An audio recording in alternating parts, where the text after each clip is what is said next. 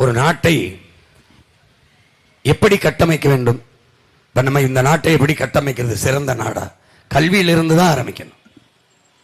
கல்விதான், கல்வியில் இருந்தால் சமூக ஒழுக்கம், சமூக மேம்பாடு எல்லாம் கட்டமைக்கப்பட வேண்டியது கல்வியிலிருந்து தான். ஆனால் இங்கே கல்வி மிகப்பெரிய வியாபார பொருளாக, லாபம் குவிக்கும் சந்தையாக மாறிவிட்டதால் பெரும் பொருள் செலவு என் நாட்டு மக்களுக்கு, பெற்ற பிள்ளைகளுக்கு கல்வியை கொடுப்பது பெரிய சுமையாக இருக்கிறது. அடுத்தது மருத்துவம். மருத்துவத்திற்கு செலவு செய்வது பெரிய சுமையாக இருக்கிறது. பல லட்சக்கணக்கான கட்டணங்கள்.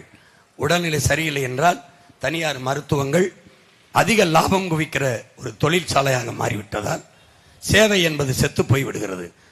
அதனால பெரிய பொருள் செலவு. இங்கே எது சேவை? கல்வி. தன் நாட்டு பிள்ளைகளுக்கு கல்வியை கொடுப்பது, அறிவை கொடுப்பது சேவை. தன் நாட்டு மக்களுக்கு நல்ல மருத்துவத்தை கொடுப்பது சேவை. தன் நாட்டு மக்களுக்கு நல்ல குடிநீரை கொடுப்பது சேவை. தன் நாட்டு மக்களுக்கு தடையற்ற மின்சாரத்தை உற்பத்தி செய்து கொடுக்க வேண்டியது சேவை. அது அரசின் பொறுப்பு.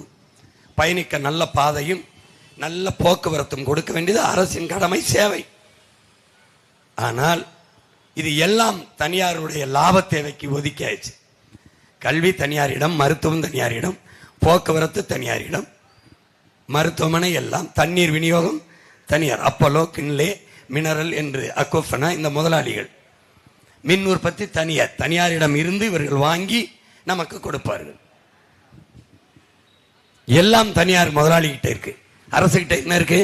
டாஸ்மார்க் மட்டும் இருக்கு. சாராய கடையை மட்டும் அரசு நடத்தும்.